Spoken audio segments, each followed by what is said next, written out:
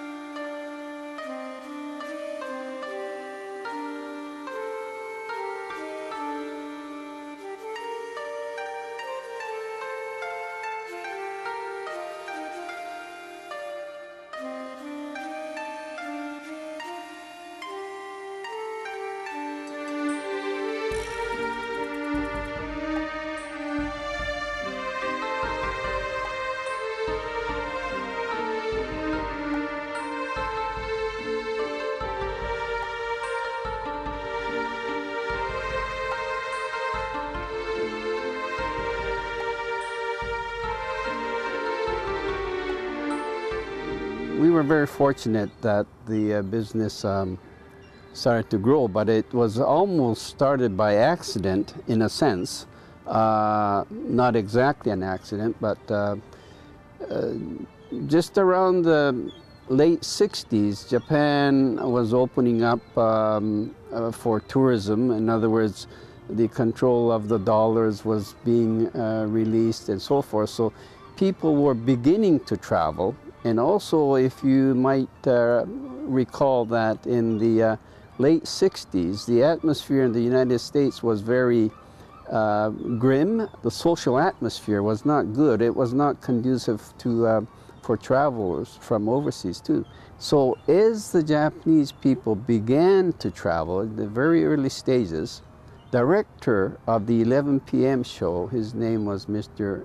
Yaoi, he went to the Canadian Tourism Office that had just opened in Tokyo and said he wanted to do some filming about Canada for the future tourists from Japan.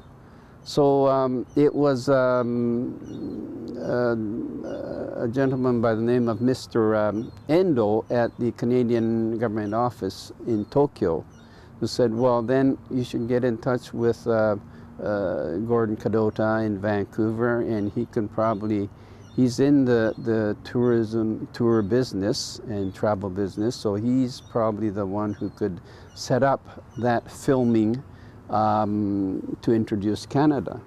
And so I was contacted by Mr. Yaoi as well as by the Canadian office to set up, I believe it was a 11 or 12 day filming schedule for the 11 p.m. show.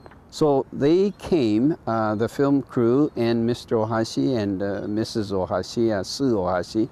That film crew came at that time via New York. We spent 10 days filming, and the route that I thought would be good for the Japanese initially arriving was to arrive in Vancouver, go see Victoria for a day, and then take the train from Vancouver to Jasper, and then by vehicle down the Icefield Highway, Columbia Icefield, Peyto Lake, Bow Lake, and then Lake Louise, and then into Banff, and from Banff come out to Calgary and then back to Vancouver. That triangle course is where I took the 11 p.m. crew. And in August of 1971, that filming in Japan on the 11 p.m. show was very, very popular. It received many, many calls, as I understand it. Because it was so popular, the 11 p.m. Producer or the NTV decided, well, we're going to do this every year. So the next year, 1972, I was also asked to set up another different place. So then I focused on Alberta, and we did Medicine Hat, Lethbridge, and so forth. So at the end of this second year filming, by this time, of course, Mr. Ohashi and I got to call him Kei Ohashi, and we became, I guess we became pretty good friends as well. And he also took a great deal of interest in Canada. I think he liked the Canadians, he liked the atmosphere, it's different from the United States. So after it was finished, he said, well, I'd like to start something I'd like to do something in Canada. You know, what do you think? What do you think about a restaurant and so forth? And I was, of course, still in the tour business, but I wasn't sure about a restaurant. It's not that we had too many restaurants, it's just that I wasn't sure that I could manage, even though we had chefs or whatever, I wasn't sure that I could manage a restaurant. But I suggested, well, maybe because we're anticipating the tourists from Japan to be increasing, so why don't we try a gift shop that sort of specializes or serve the future Japanese travelers. So he thought, well, sure, can you send me prepare a proposal?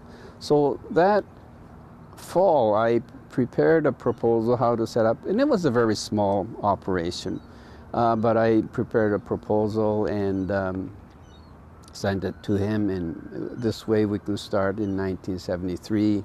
It's very small, but and he came back and said, well, you know, let's do that. So of course he was in Japan. He only spends the 2 or 3 weeks when he was around that time for filming. So I proceeded to set up OK Gift Shop in the spring of 1973, and our opening was June of 1973. That's the first store that opened. So that's how it opened. And I was still working in the tour business, and Kei Ohashi had, of course, many programs. He was a very popular TV personality in Japan. So, but I was able to monitor or manage the store with managers, and I would oversee the business. So this is how we started.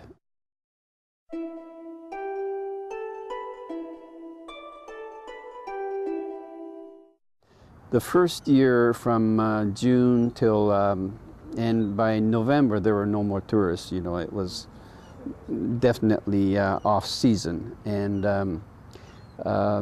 that first year we did, I think we did $106,000, and I thought, oh, maybe this is a little bit of business here.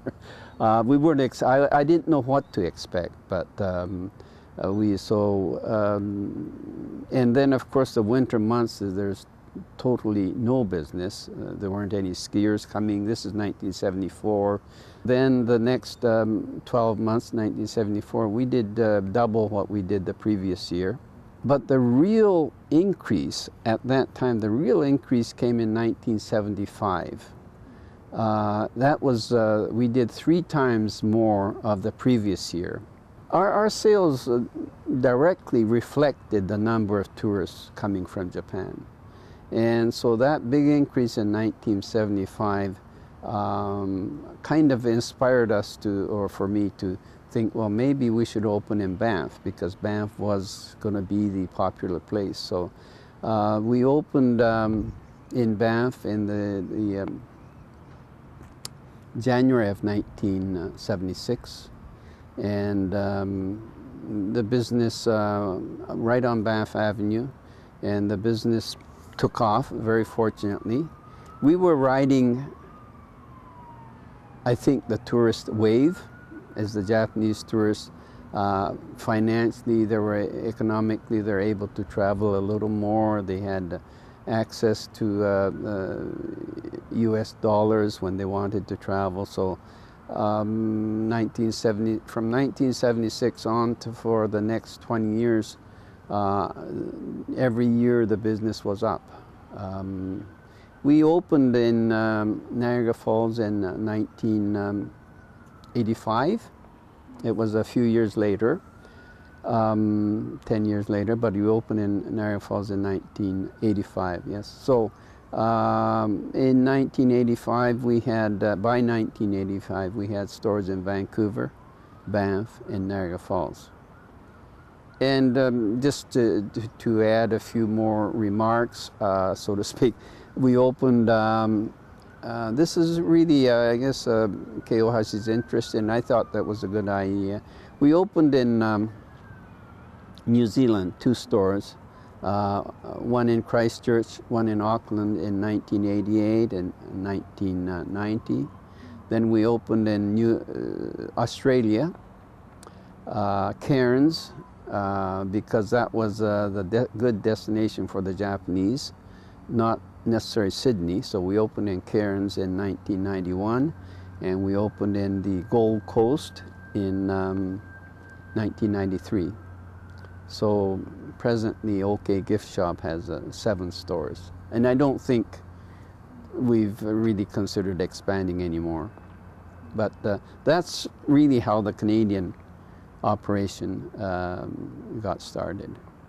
Not many people here, well, they know there was the earthquake in Christchurch, but there were 2 earthquakes in Christchurch in 2010. And we had quite a bit of damage, but most businesses in Christchurch or near the cathedral survived, and we survived. And so the business resumed after that first earthquake. And then there was a major earthquake again in Christchurch in February. And at that time, that's the big earthquake where the Christchurch Cathedral was toppled, or mostly toppled, and many of the buildings in the village square were destroyed, damaged, severely damaged. In fact, there was one building that had, right near the cathedral, there was one building that had a school for Japanese, learning English. And I think there was something like 21 or 22 people who died in that building because the whole building just collapsed. So our building, OK Gift Shop, which we had acquired that building several years ago, the front part of that building was totally damaged. In other words, it just came right down onto the street. So we, of course, all the buildings had to virtually close. And then it took maybe a month or 6 weeks or so for the New Zealand government to assess the damages to all these buildings, to determine whether they could be rebuilt or whether they could not be rebuilt. And unfortunately, our store in Christchurch could not be rebuilt. We had to, it was too far gone, and the damage was too great, so that the entire building had to be torn down. So from that earthquake in February, we have not had a business operation in Christchurch.